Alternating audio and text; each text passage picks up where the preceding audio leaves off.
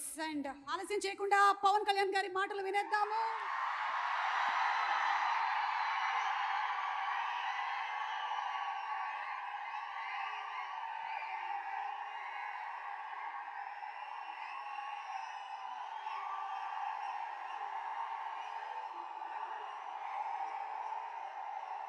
హరిహర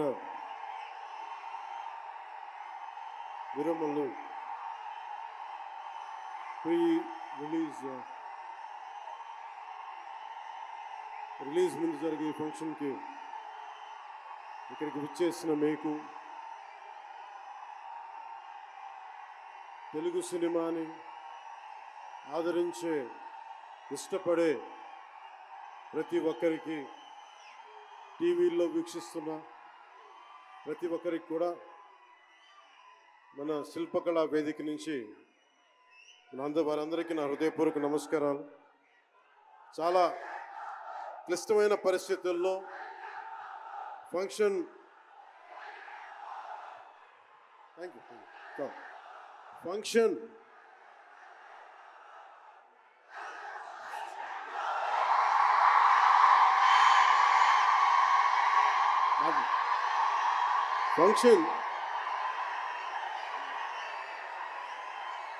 హైదరాబాద్ తెలంగాణలో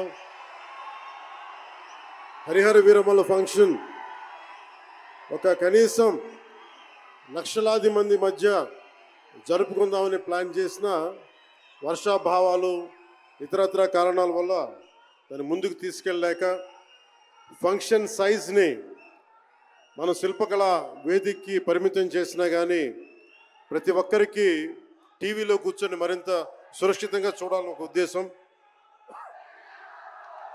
ఇలాంటి ఒక ఫంక్షన్ చేసుకోవాలంటే చాలా ఒత్తిళ్ళు ఉంటాయి.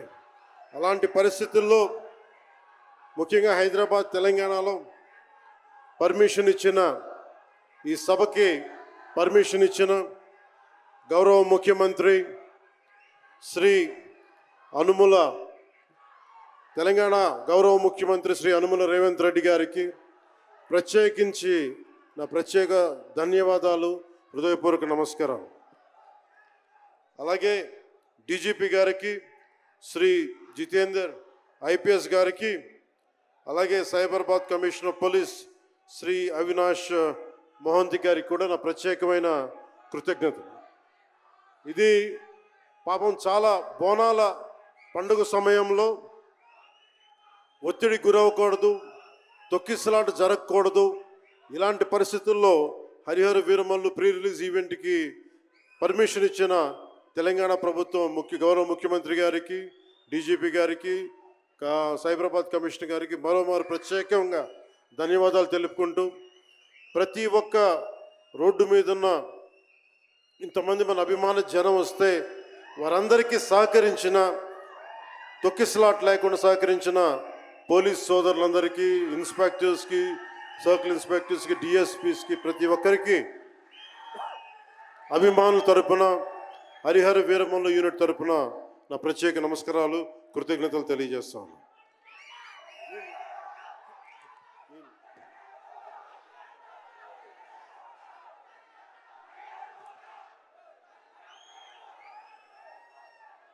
అలాగే తెలంగాణ సినిమాటోగ్రాఫర్ శాఖ మంత్రి శ్రీ కోమటిరెడ్డి వెంకటరెడ్డి గారు రావాల్సి ఉండింది, కానీ ఆయన మనకి సీఎం గారు రివ్యూ మీటింగ్లో వల్ల రాలేకపోయారు.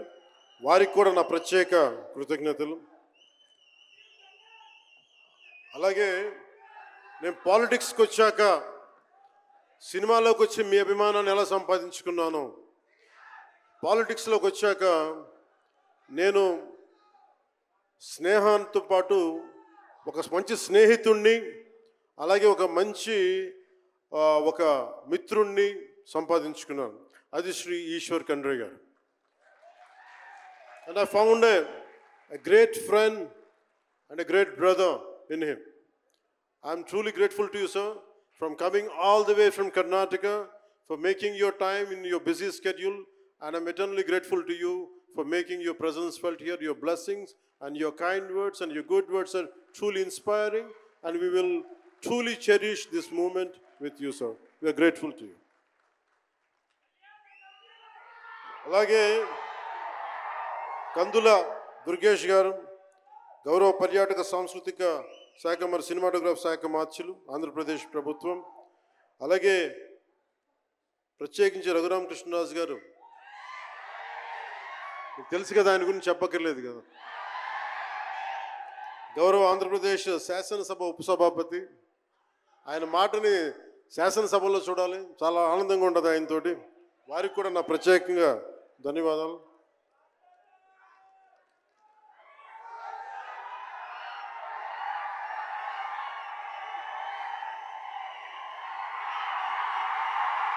సరిగ్గా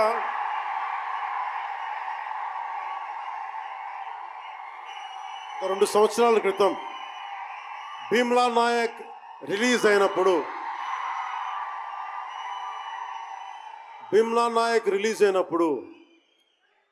అందరి సినిమాలు 100లో ఉంటే పవన్ కళ్యాణ్ సినిమాలు 10 రూపాయలు 15 రూపాయలు చేశారు.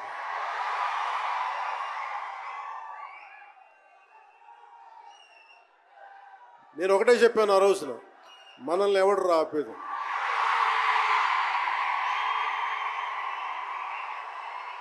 This is not about money. This is not about finance. This is not about records. This is about damn guts. This is about damn courage. This is about damn tenacity. We are here. We will stand by.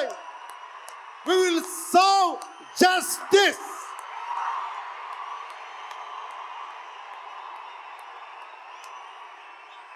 Pawan Kalyan ఎప్పుడు రికార్డుల కోసం ప్రయత్నం చేయాల. Reluctant actor. మా బ్రహ్మానందం గారు చెప్పినట్టుగా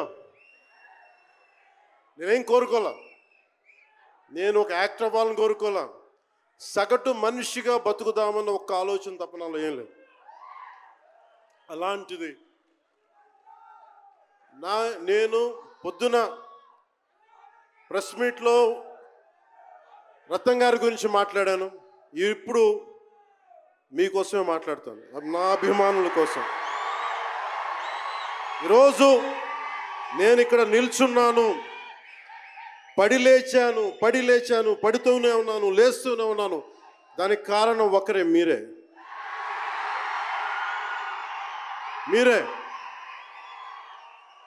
పడిపోయినా, కింద పడ్డా, లేచినా, ఉన్నా, అన్నా నీ వెంట మేము ఉన్నామని. నా దగ్గర ఏమన్నా ఆయుధాలు ఉంటాయా? నా దగ్గర ఏమన్నా గుండాలు ఉంటారా? నా దగ్గర ఎవరు లేరు, గుండెల్లో ఉండే మీరు తప్ప.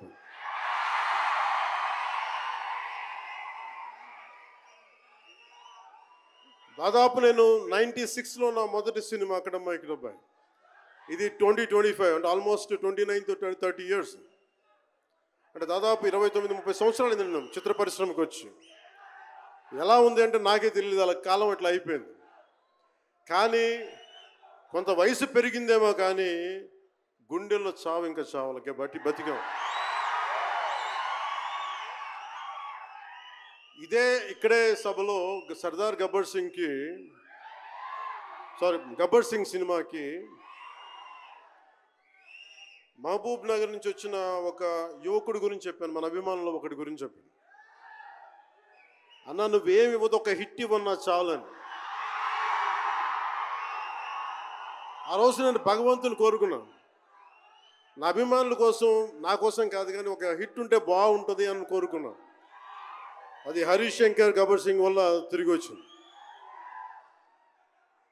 కానీ ఈ సినిమా చాలా డిఫికల్ట్ టైమ్స్లో చేశాను. ఇది సినిమాల మీద టెక్నీషియన్గా నేను ఉండి ఒక నిమిషం సినిమాలు కష్టంగా ఉండి, ఒక సినిమా చేయడం ఎంత కష్టమో, సినిమా చేయడం చాలా చాలా కష్టం. నేను మీతో పంచుకోదలుచుకున్నాను ఈ రోజున. మీకు సంబంధించి నేను మొదటి సినిమా నుంచి ఇప్పుడు దాకా జానీ సినిమా నేను చేసినప్పుడు అది ఫెయిల్ అయితే, ఆ సినిమా ఫ్లాప్ అయితే ఎలా ఉంది అంటే ఆ రోజు నా పరిస్థితి, వరుసగా హిట్లు కొట్టి కూడా ఒక్క సినిమా ఫ్లాప్ అయితే అందరూ మీరు వదలలేదు. నేను మీ గురించి ఎప్పుడు మాట్లాడతాను.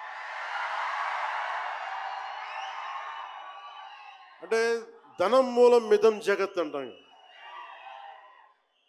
అంటే అన్ని బంధాలు, కార్ల్ మార్క్స్ చెప్పిన అన్ని బంధాలు ఆర్థిక బంధాలని సినిమా పరిశ్రమలో మరింత బలంగా తెలుస్తాయి. నా రెమ్యునరేషన్ ఇచ్చేసాను అని నా దగ్గర అంతమించి డబ్బులు లేవు. కానీ ఆ రోజు నుంచి ఈ రోజు దాకా ఒకటైతే మార్పు జరిగింది. నేను చిత్ర పరిశ్రమ హిట్స్, ఫ్లాప్స్ ఇవన్నీ వదిలేసి నేను ఒకటే నమ్మాను, నా అభిమానులు నాకున్నారు, నన్ను ప్రేమించే వాళ్ళు ఉన్నారు. డబ్బుకి ఎప్పుడు నేను ప్రాధాన్యత ఇవ్వాలి. నేను ఇచ్చింది బంధాలకు నేను ప్రాముఖ్యత ఇచ్చాను. మనిషి నుంచి మనిషి బంధం. నా గుండె నుంచి మీ గుండెకి 2 గుండెల దూరం అంతే. నేను ఏమి కోరుకోలే. చాలా కష్టాల్లో ఈ సినిమా చేశాం. పేరుంది, ప్రధానమంత్రి గారి దగ్గర నుంచి అందరు తెలుసు. కానీ దానివల్ల డబ్బులు రావు. మనకి డబ్బులు వచ్చే సినిమానే రావాలి. కానీ సినిమాని ఎలా చేస్తాం? మిమ్మల్ని రంజింపజేయాలి, మిమ్మల్ని ఆనందింపజేయాలి. మనకి ఖుషీ లాంటి సినిమా తీసిన ఏం రత్నం గారు ఎప్పుడో 2017లో ఎప్పుడో సినిమా వచ్చి మీరందరూ తిడతా ఉంటారు కదా నన్ను, ఎంతసేపు రీమేకులు చేస్తావు అని. కరెక్ట్. ఏం చేయమంటారు చెప్పండి? మనకెవరు పెద్ద పెద్ద దర్శకులు లేరు. మన కింద నుంచి వచ్చిన వాళ్ళం. మనకి ఒక్క నిమిషం,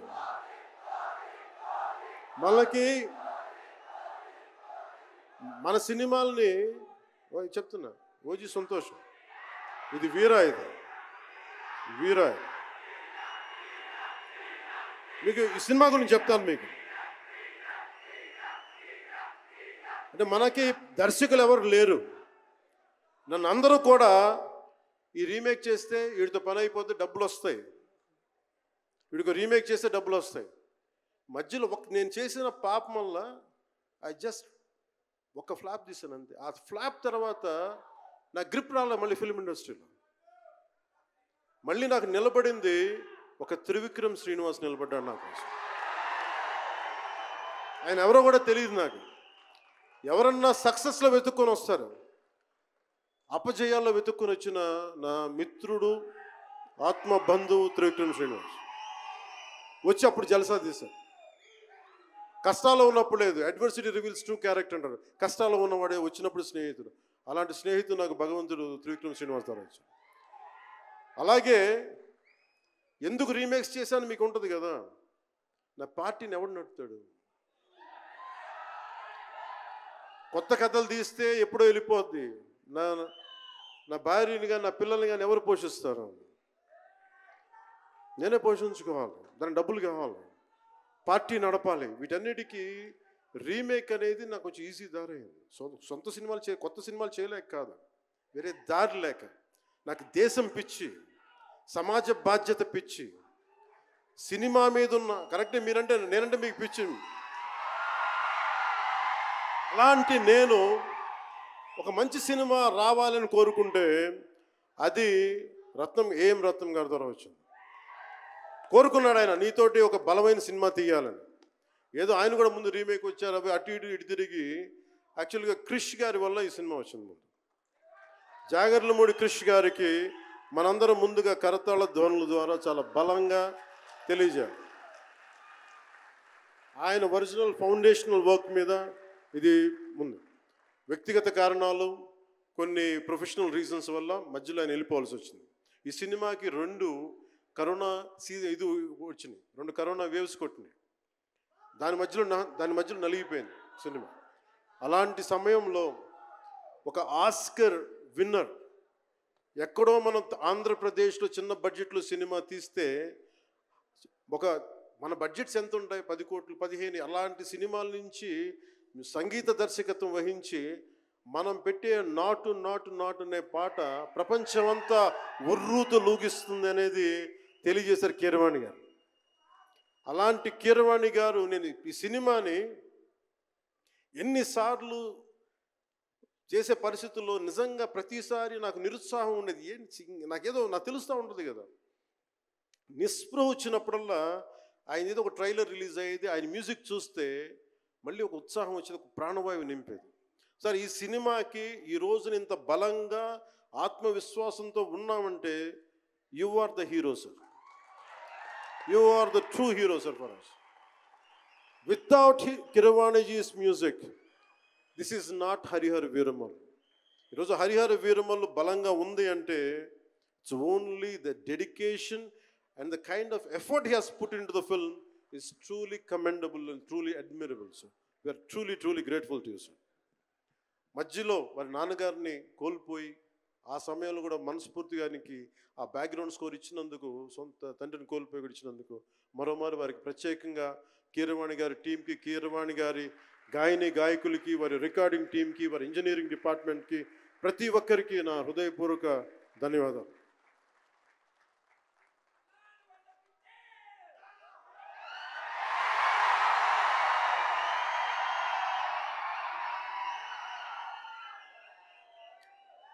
ఈ సినిమాని టెక్నీషియన్స్ గురించి అందరితో మాట్లాడి then will talk about cinema. Jyothi Krishna నాకు ఖుషీ టైం నుంచి లండన్లో చదువుకొని వచ్చాడు, film making course as a director. ఆయన సినిమాని చాలా బాగా హ్యాండిల్ చేశారు.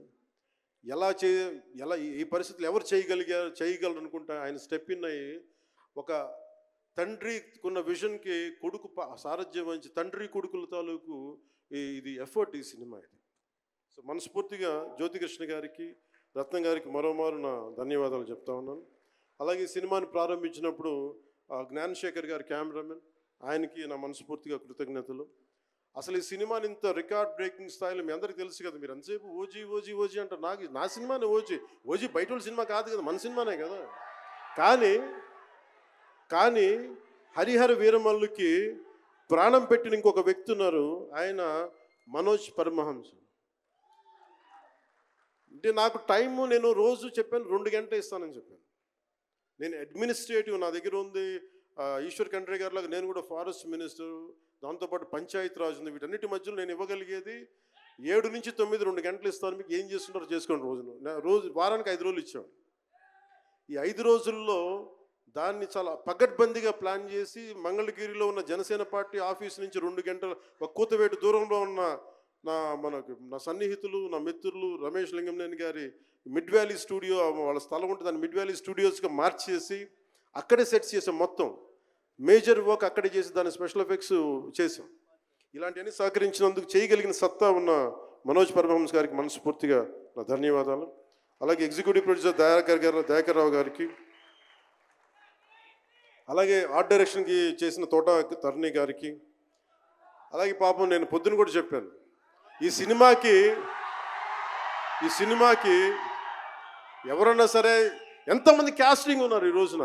విచిత్రంగా నేను, నిధి అగర్వాల్ తప్ప ఇంకెవరు లేరు. మన భరణి గారు, రఘు గారు, చాలా మేజర్ క్యాస్టింగ్ ఉంటే ఎవరు లేరు. దానికి ఈ సినిమాని ఇన్ని రోజుల దాకా, గత నెల రోజుల నుంచి ఒంటి చేత్తోటి జనం మధ్యలో ఉండేలాగా నిధి అగర్వాల్ గారికి మనస్ఫూర్తిగా, నేను ఆవిడని చూసి సిగ్గు తెచ్చుకొని నేను కూడా ఈ రోజున మాట్లాడాను.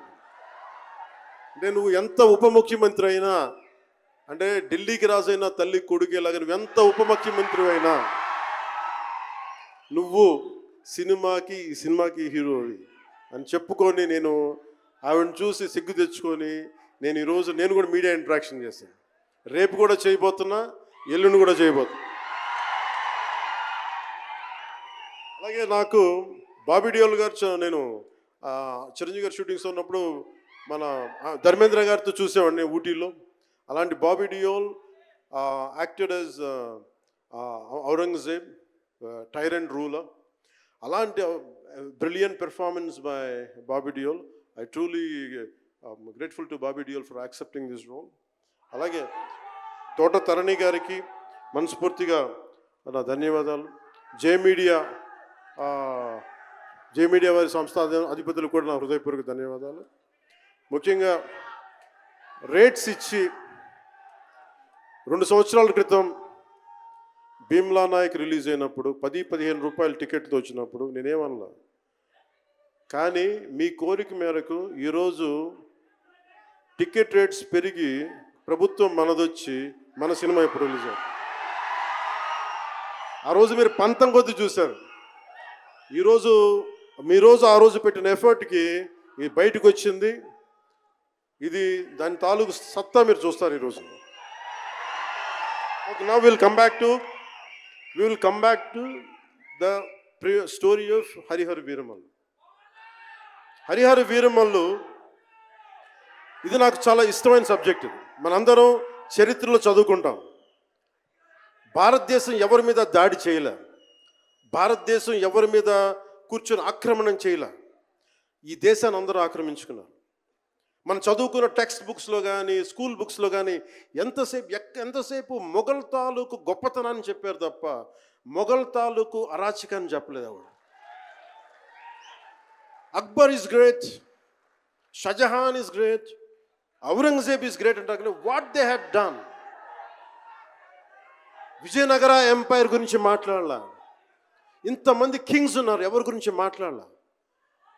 We always heard about Mughals' greatness, but what Aurangzeb has done to our country, సొంత తమ్ముడిని చంపేసి దారా సిక్కుని చంపి షాజహాన్ని జైల్లో పెట్టి నువ్వు హిందువుగా బతకాలి అంటే నువ్వు ట్యాక్స్ కట్టాలి. Can you imagine? For being a Hindu you have to pay tax as a Hindu, just to accept, to practice. ఇలాంటి సమయంలో ఒక ఛత్రపతి శివాజీ మహారాజ్ లాంటి వాడు గుండెల్లో శౌర్యాన్ని నింపాడు. మనకి తమిళనాడు దురాక్రమణ గురైతే all the way from Maharashtra he came back and supported, stood by people. ఇలాంటి నేపథ్యంలో హరిహర వీరమల్లు ఒక ఫిక్షస్ క్యారెక్టర్, ఒక కల్పిత పాత్ర. అలాంటి పాత్రలో సగటు మనిషి ఏమి చేసి ఉండొచ్చు? ఎంతసేపు మనం కోహినూర్ ఎక్కడి నుంచి వచ్చింది? కోహినూర్ ఒకప్పుడు ఉమ్మడి రాజధాని కదా ఇదంతా, మనందరికీ ఉమ్మడి దేశం కదా ఇదంతా, తెలంగాణ నుంచి కృష్ణానది తీరం వరకు టిల్ విజయవాడ. ఆ కృష్ణానది తీరం దగ్గర ఇప్పుడు విజయవాడలో ఉన్న కొల్లూరు దగ్గర వజ్రపు గనులు ఉంటే అక్కడ దొరికిన వజ్రం ఉంది. ఆ వజ్రం ఎక్కడి దాకా వెళ్ళింది? అది మన నిజాం నవాబ్ దగ్గరికి వచ్చింది. నిజాం నవాబ్ దగ్గర నుంచి ఆ మొఘల్కి వెళ్ళింది. రకరకాల ఫైనల్గా ఈ రోజున కోహినూర్ యూకే లండన్లో ఉంది, లండన్ మ్యూజియంలో ఉంది.